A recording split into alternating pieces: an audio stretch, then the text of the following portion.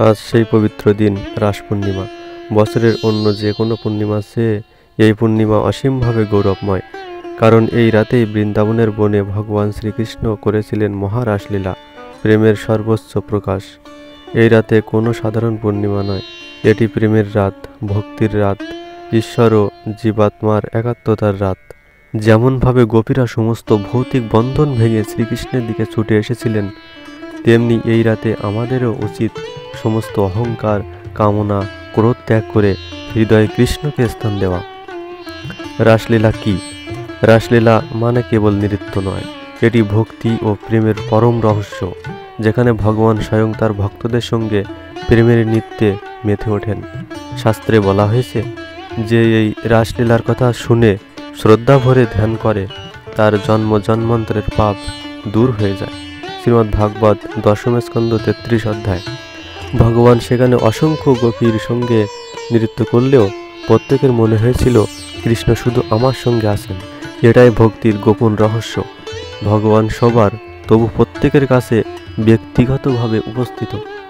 রাস পূর্ণিমায় করণীয়: শুচি ও ভক্তিভাবে দিন শুরু করুন। সকালে গঙ্গা বা তুলসী জলে স্নান করে কৃষ্ণের নাম জপ করুন। বাড়িতে থাকলে ঘর পরিষ্কার করুন, তুলসী গাছে জল দিন, ধূপ জ্বালান। রাধাকৃষ্ণের পূজা ও প্রদীপ দান। সন্ধ্যায় বা চাঁদ ওঠার পর রাধাকৃষ্ণের সামনে ঘৃত প্রদীপ জ্বালিয়ে বলুন, হে কৃষ্ণ, আজ রাস পূর্ণিমার এই পবিত্র রাতে তোমার চরণে আমার প্রেম ও ভক্তি উৎসর্গ করছি। নাম জপ ও কীর্তন: এই রাতে অন্তত 16 মালা জপ করুন। হরে কৃষ্ণ কৃষ্ণ কৃষ্ণ হরে হরে, হরে রাম রাম রাম হরে হরে।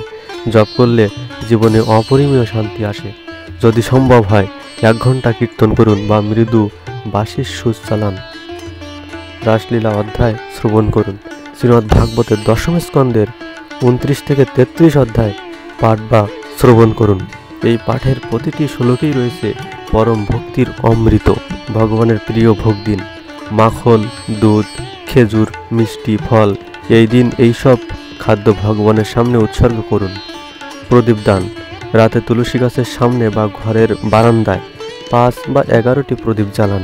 প্রতিটি প্রদীপ একটি প্রার্থনা। এই আলোর মতোই আমার মনও যেন ভক্তির আলোয় ভরে যায়। দান ও সেবা: এই রাতে দরিদ্র বা ভক্তদের মধ্যে প্রসাদ, পোশাক বা ফল দান করলে ভগবান নিজে সন্তুষ্ট হন। রাস পূর্ণিমায় যা করা উচিত নয়: 1. মাছ, মাংস, ডিম, পেঁয়াজ, রসুন সম্পূর্ণ বর্জনীয়। রাস পূর্ণিমা হলো শুদ্ধ ও সাত্ত্বিক আহারের দিন। যে এই দিন নিষিদ্ধ খাদ্য গ্রহণ করে সে ভক্তির আলো থেকে দূরে সরে যায়। অশুচি অবস্থায় পূজা নয়: স্নান না করে জপ বা পূজা করা উচিত নয়। অন্তরে বা বাহিরে দুটোই শুদ্ধ থাকা জরুরি। তর্ক বা হাস্যরস নয়: রাসলীলা ঈশ্বরীয় লীলা। এর ব্যাখ্যা যুক্তি দিয়ে নয়, ভক্তি দিয়ে করতে হয়। ভক্তদের সামনে এই লীলা নিয়ে ব্যঙ্গ করা বা তর্ক করা গুরুতর অপরাধ। রাত জাগা বা মোবাইল নেশা নয়: এই রাতে সময় দিন শুধু কৃষ্ণের জন্য। গোপীরা যেমন সব কিছু ছেড়ে কৃষ্ণের দিকে দৌড়েছিল, তেমনি আমরাও সব বিভ্রান্তি ছেড়ে কৃষ্ণের প্রেমে নিমগ্ন হই। অন্যের সমালোচনা বা ক্রোধ নয়: রাস পূর্ণিমার দিন অন্যের ত্রুটি দেখা মানে নিজের পুণ্য হারানো। বরং সবাইকে ক্ষমা করে সবার মঙ্গল কামনা করুন। রাস পূর্ণিমার ফল: শাস্ত্রে বলা হয়েছে যে ব্যক্তি রাসলীলা শ্রবণ বা স্মরণ করে তার জীবনে ভক্তি ও প্রেম স্বয়ং ঈশ্বরের মতো বিরাজ করে। এই রাতে নাম জপ করলে লক্ষ জন্মের পাপ ধুয়ে যায়। ভগবানের দয়া এমনভাবে হৃদয়ে প্রবেশ করে যে মানুষ নিজেই আলোকিত হয়ে ওঠে। সমাপ্তি বার্তা: প্রিয় ভক্তগণ, রাস পূর্ণিমা কেবল উৎসব নয়, এটি সেই দিবস যেদিন ভগবান নিজে আমাদের শেখান ভালোবাসায় আসল ধর্ম। তাই আজকের দিনে আমরা সবাই বলি, হে কৃষ্ণ, আমার হৃদয় যেন তোমার প্রেমে ভরে ওঠে। আমার জীবন তোমার সেবায় উৎসর্গিত হোক। ঘরে ঘরে প্রদীপ জ্বলুক, রাধাকৃষ্ণের নাম ধ্বনিত হোক। ভক্তির আলোকেই মুছে যাক জীবনের অন্ধকার। জয় রাস পূর্ণিমা।